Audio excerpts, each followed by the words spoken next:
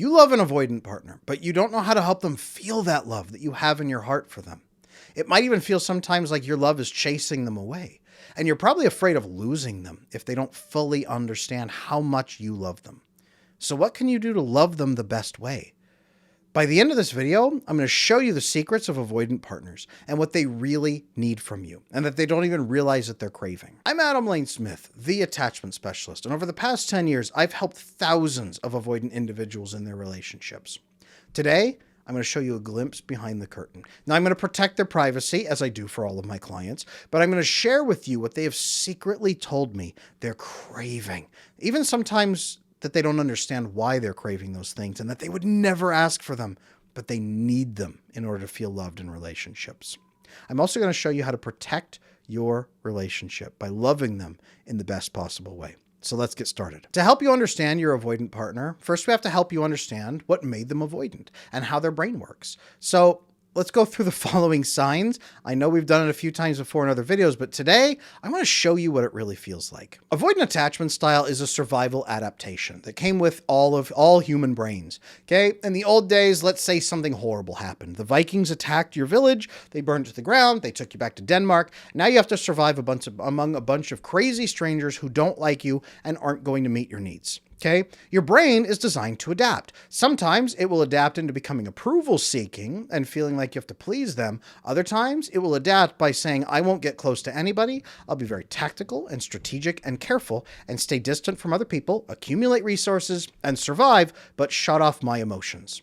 This is avoidant attachment style. Childhood experiences that can cause it include things like daycare way too early. It can include horrible families that mistreat you. It can include very arbitrary, angry, domineering parents that make you feel controlled. It can include medical issues and medical trauma as a child. Anything that makes you feel like somehow other people will be unreliable and will not meet your needs. Overly emotional moms also can cause this quite a bit if they smother the child, especially the male child, with overwhelming needs and feelings to make her feel better. If he is coerced into soothing her over and over and over, he will start to really push back to overly differentiate himself from her and stop the enmeshment. Now, biochemically, what's going on in the brain? 6 brain chemicals. One is cortisol, high levels of stress. This is what they've been flooded with most of their life, which is why they have that survival adaptation clicked on. What that's going to do is shut off their receptors. It's going to block their receptors for oxytocin, which is the love hormone. It makes them feel loved, safe, cared for. They won't get much of that in childhood. And even if you try to give it to them now, they won't understand, which is why they don't understand your love for them now. Because they don't have high oxytocin, they also won't have much GABA, G-A-B-A, which shuts down future expressions of stress and cortisol. So they're going to be a hyper-vigilant person all the time, constantly assessing risk because they're always stressed out. They also won't get much vasopressin. Vasopressin is a hormone released when you solve problems in cortisol with other people, but they will silo off and solve it alone. Again, kidnapped by Vikings in Denmark, you don't have a lot of friends to solve problems with. You're going to be the lone wolf. Lone wolf mode is what we call this. They're also not going to have much serotonin. In fact, this is a big problem, and this is why many avoidant people get into fitness, they get into yoga, they get into all kinds of spiritual practices. They're scraping the barrel to try to get any serotonin they possibly can because they're not getting it in their deep, immersive, loving relationships and communications, conversations. They're not getting much serotonin at all. What they do have, chemical number 6, is dopamine.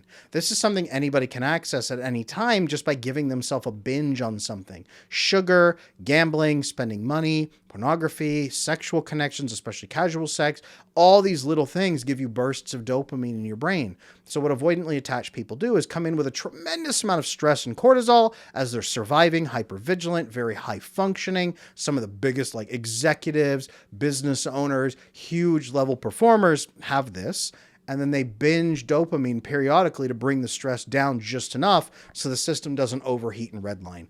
Every time the system's about to redline and overheat, they throw dopamine at it. It's a little bit of coolant for their brain. I call this the Dopamine-Cortisol Pathway. That's what this is. It's what they run on primarily, but it shapes their understanding of relationships. Be tactical. Be careful. Don't share anything that can be used against you. Protect your resources, gather resources, prioritize things that you don't have to rely on other people for. Be self-sufficient, be self-protective. Nobody's going to care about you. One thing they like to say is nobody's coming to save you, as if everybody's sitting around waiting for something to save them. We'll come back to that in a moment. It hurts their ability to bond because they can't relax into a moment. They can't be calm and simply sink into that bond with you. If you're trying to hug them, if you lay down on bed with them and you're laying on them, you'll actually like feel them vibrating. You can feel their eyes rolling in their head as they're trying to think and get up and do something else because they can't relax into the moment. That oxytocin, serotonin that you're getting, they aren't getting. And that's why in turn, it hurts their ability to feel loved. They have no frame of reference for the love you're trying to give them. They don't get it. They don't get the brain chemicals at all. So you're trying to give them good feelings and they're wondering why. It's confusing to them. It's weird. They don't get it. So they're wondering what you're trying to get from them instead. Time and again, I've heard people, avoidant people whisper to me in coaching sessions, Adam, I don't know what they want from me. I don't know what they're trying to tell me. I don't know why they're taking care of me. I got sick and they brought me soup. What do they want from me? Are they trying to take money? Like, do they expect something out of me? I say, no, don't you know what it's like when someone's sick and you kind of want to take care of them? Well, I don't want them to die, but I don't know that I have an incredible urge to go take care of them. Well, they do feel that. They feel that for you. Why? That's weird. It doesn't make sense. It doesn't make sense to them. Okay. Now, this is avoidant attachment style. This is their brain.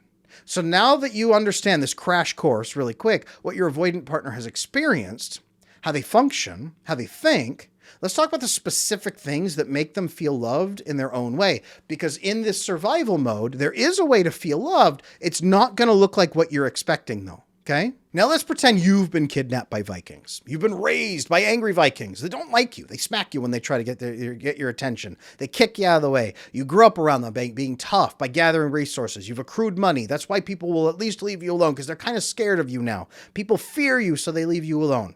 Okay. In this situation, are you more likely to want a partner that comes up to you and says, hi, how you doing? I'm going to hug you. It's wonderful. Don't you love how fluffy unicorn love feels? And you're like, what the hell? Who? Are you on drugs? Right? Are you on drugs? Back then, yes, Vikings, they would have been on drugs. Are you eating mushrooms right now? That's going to be the experience when someone comes up to you trying to give you that love. And as you're watching this, you're probably laughing, but that's what you're talking about. Fluffy unicorn love. That's what you sound like to an avoidant person when you're trying to offer them that warmth and intimacy and bonding. Okay? Now let me ask you instead, in that situation where you're surviving, if somebody walked up to you and said, I really like you and I respect you, I understand there's a lot of risks, and I think that if you and I work together, we can build a deeper connection and we can manage risks together, and then we can build something that's more fulfilling for both of us. Suddenly that language makes sense. Fluffy unicorn love makes sense to them in this framework. Okay? So when you help them understand risks, when you help them track risks, when you help them assess and become their partner in that, when you propose clear solutions to things, okay? Hey, I've noticed that there's a problem going on. Here's what I think we could do about it. What are your thoughts? Hey, I've noticed there's even a problem in me. I don't really like this thing about myself. I'm not really sure how to fix it. Do you think you could give me some honest feedback as my partner? What do you think I could do to improve this? Even that, like that would be you being self-aware and taking ownership of issues. If it would work in a Viking encampment with a hardcore lone wolf survivor, that's the connection you need to make. This activates that bonding hormone. Remember a moment ago we talked about it, vasopressin. When you solve problems with someone, you activate vasopressin bonding. Did you notice that when I said the dopamine-cortisol pathway blocks the receptors of oxytocin, the happy, love, unicorn, fluffy feelings, it blocks those. I didn't say that about vasopressin though, did I? Because here's the thing. Research shows, the research of Dr. Sue Carter from the Kinsey Institute shows that when you have low oxytocin, your oxytocin receptors actually can shift instead of oxytocin to receive vasopressin. Now you have more vasopressin receptors than you had before. And if it's a man in particular, he already has more vasopressin receptors than women do. Women also have them though. Avoidant women have, again, even more because their oxytocin receptors have shifted. So the vasopressin risk assessment, solving problems, bonding is more important for them than it is for anybody else. As you activate this process, what you're going to do is bond with them in a way that they never believed was possible. Suddenly you are an ally who has come to save them. Suddenly you're an ally who's come to work with them, that they can trust. Especially as you discipline your own emotions versus maybe their overly emotional mother who forced them into coercive soothing. Now you're disciplining your own feelings, maybe asking for input occasionally, but making things measurable. Making things measurable is another piece here. A lot of avoidant people will duck out of a relationship and say, I don't think I can give you what you're looking for. But they don't even ask you what you're looking for. They assume. They're constantly micromanaging risk and assessing all the time, so they think they understand you. You need to make things clear to them. No. This is what I'm looking for. This is when. This is how often. This is what. This is why. Boom, boom, boom. These are the things I need. Can we agree on that? What do you need in return? All of this will help your avoidant partner not feel pressured or nervous or at risk. So this is how you bring their need to run away and take space or withdraw way, way, way, way, way down. This is how you bring down their cortisol and stress levels. Once you do that, the oxytocin receptors are suddenly no longer blocked, which is what you're trying to do. You're trying to help them feel that you are low risk. Now, how to love your avoidant partner is another step entirely. Addressing risks and problems as they arise in the relationship is absolutely crucial. Bring it up and have that conversation. But you also can invite your partner to talk through risks in their life that they have with you. Okay? Here's what I mean. They probably have a hard time sharing their needs, right? They don't see the needs inside themselves that you can help with. You've probably said, what do you need from me? And they say, nothing. And you're like, what do you mean? You don't need me for anything? They do. They just don't know it. Again, if they don't have oxytocin, they don't have the experience of oxytocin, they don't have the experience of GABA, they don't have the experience of vasopressin, they don't have serotonin really, they don't understand they can get those with humans, lone wolf survival mode, they won't think they have any needs. I have food, I have shelter, I have a knife, that's all I need, I'm good. And you're like, there's more life than knives and meat. No, there's not. That's all there is. To them, that's all there is. As you help them open up and bond with them, their brain will vasopressin bond. Now, what will happen is their brain will start actually desiring oxytocin bond with you. And they won't understand it, but it will begin leading them in that direction with you. Then you can start saying, well, you know how sometimes you feel calm and relaxed? Yeah. I think I can help you feel that way more often. That's weird. You could do that. Is that magic? Is it drugs? Is it more drugs? Yes, it's more drugs. It's called oxytocin. It's the love drug. You can encourage them, for example, though, to sit with you and say, well, maybe I can help you assess risks in your life. Okay? Do you want to talk through some of the challenges that you're having? Most avoidant men especially will say, no, I don't need to do that. I'm already assessing it inside my head. Well, you know what? The male brain especially observes in the back and then goes forward to act upon. But the female brain observes and then goes back and forth across the hemispheres to analyze and then spits out a different solution. So if you share with me, maybe I can analyze it with you. We'll have two brains going. At the very least, I can kind of check your solutions with you and see if I have any additional insights. I won't get in your way. I'll just really help you with the risks. Interesting. Okay, now you've offered an interesting proposal to help them manage risks by having a second set of eyes running quality assurance.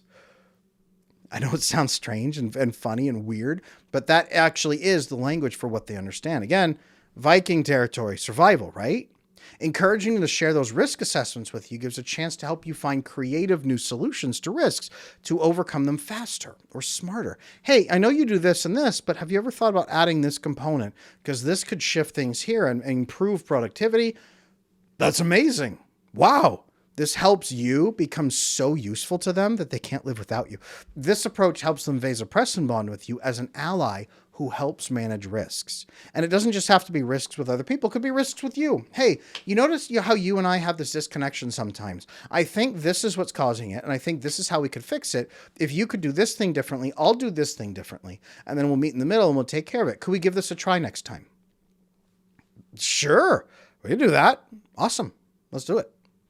Over time, as you build this vasopressin bonding, that fosters that desire for oxytocin bonding and unlocks the oxytocin receptors, which were blocked, and can shift the shifted receptors back to oxytocin receptors as well. The research shows that.